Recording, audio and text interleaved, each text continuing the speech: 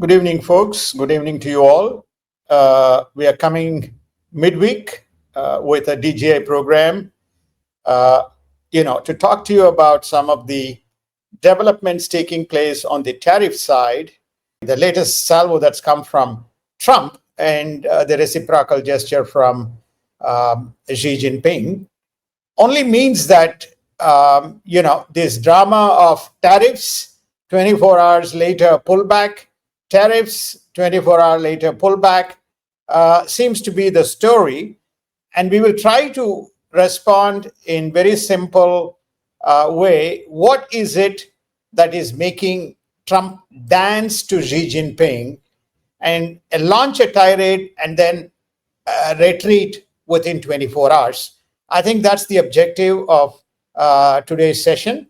And there's no doubt about it that Xi has got complete control over President Trump. All his salvos thus far, Xi has met with fierce response. And in many instances, he has totally kind of avoided any kind of direct discussions with Trump on the topic. So let's just look at where we started this, okay?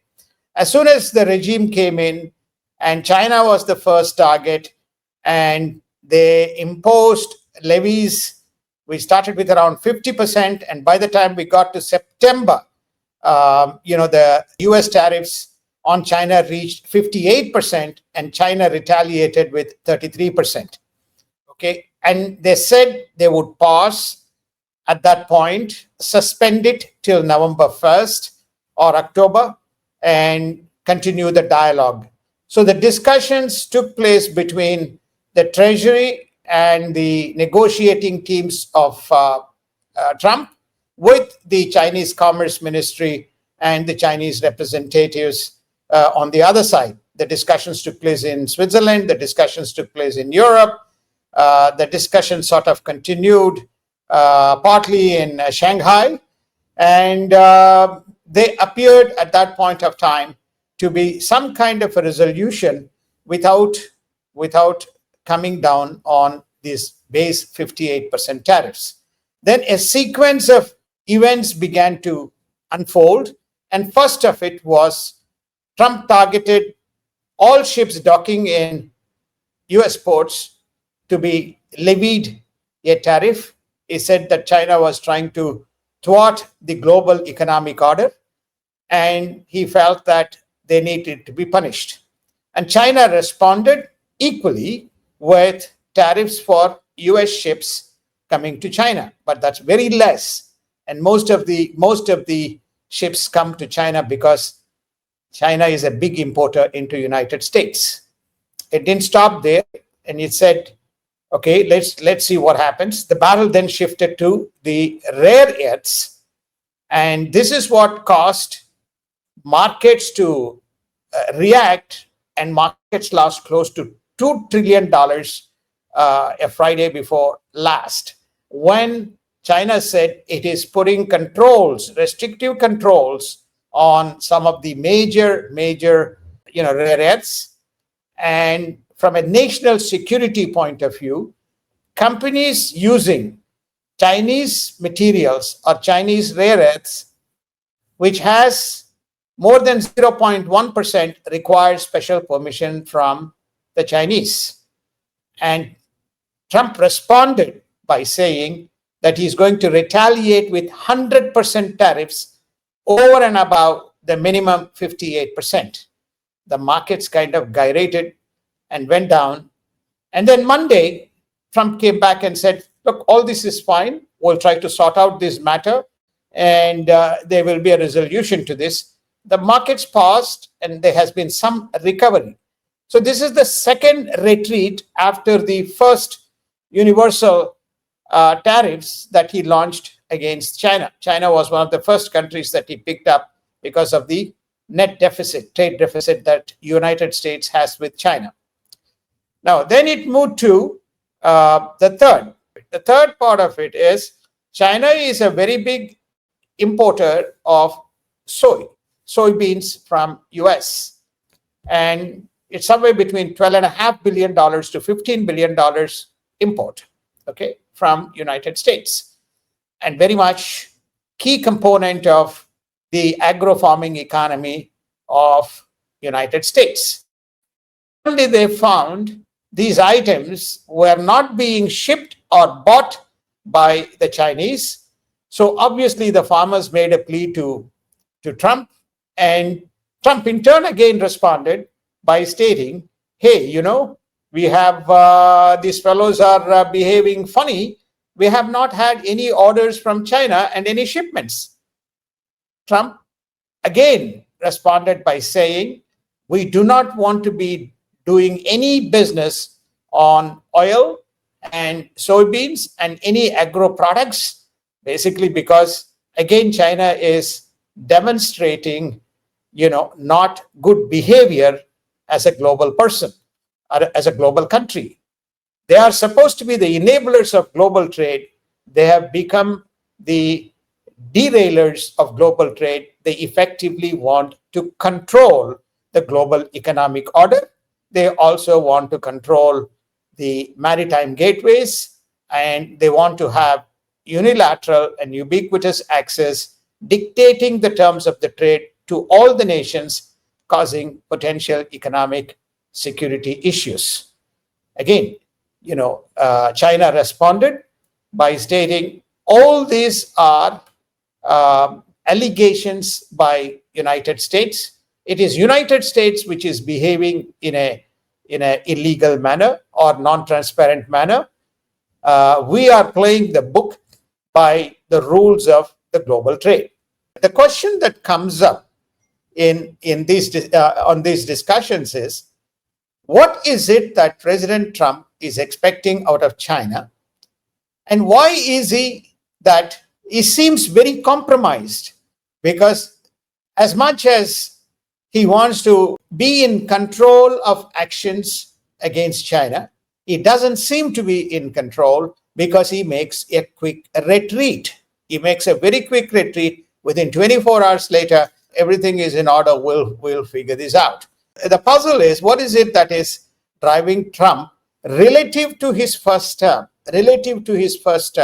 What is it that is mitigating Trump's ability to drive anything concrete and drive a solution to its end as far as his discussions with China goes? Now, based on all our research and some of the work that we have done, there are some very specific conclusions that are coming out. One of the things that's coming out is, unlike the past term, China seems to be in better control and better access to the information and the policy discussions that are going on within the Trump administration. They seems to be ahead of the game in understanding the dynamics of the interactions that is taking place, whether it is Lutnick or whether it is Besant or whether it is anybody else from his administration who is involved. So they seem to be fairly well informed, and so they are playing the tough game. And every time Trump lambasts, he seems to be retreating, recognizing that he's in compromise. So that's one of the observations. It's very interesting that as we came into this program and do a review, there's also an announcement that happened over the weekend or within the last 24 hours that the Department of Justice has arrested an ex-State Department official or an official with State Department connection who seems to have fair amount of documentation as it relates to the internal discussions within United States administration. And that particular person seems to have very strong Chinese connections this is from within United States, seems to have a very strong Chinese connection. So that's, there's no surprise, because there has to be some amount of information leak. I think right throughout our DGI programs, we also covered during the Biden era how much of the security is compromised in United States and how much of it is controlled, or how much of the attacks that has happened is from China. So China also seems to have, deeper access into some of the inner turrets of the US administration. Is the second point. The third observation that we can look at is that China has had, post the 2016-2020 temporary setbacks they had. This was the period when Quad and other things came in.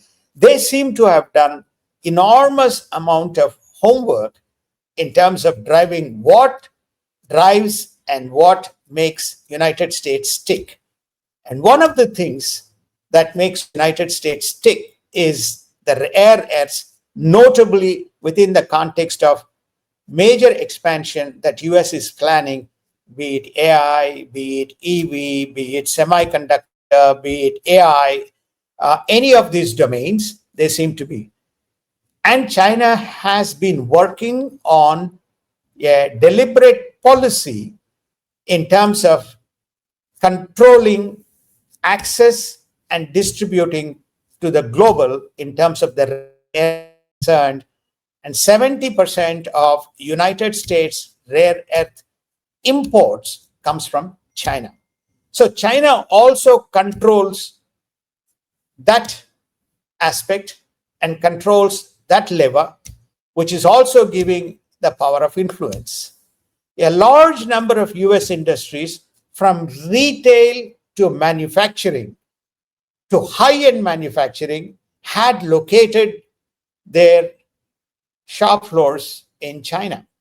Without those imports, there is no way many of these companies can tilt their businesses to other locations, be it US or outside of China.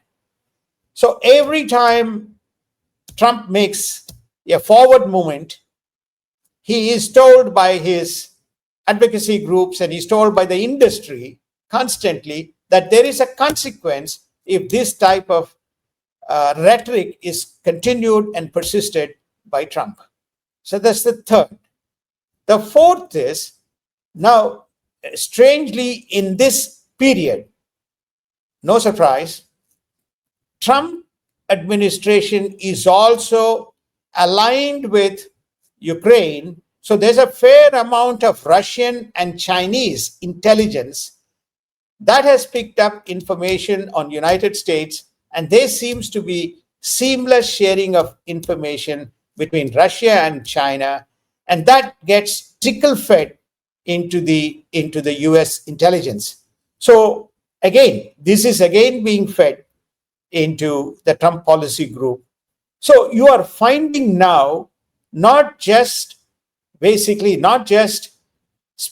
transactional issues, but various aspects of trade, security, and other policies that China seems to be ahead of the game and has answers to every challenge that Trump is throwing.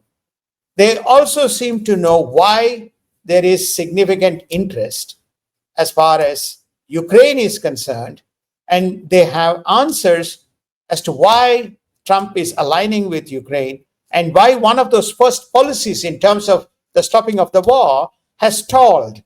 That whole peace process, Russia-Ukraine, is also stalled, and there Russia and China are again controlling the game.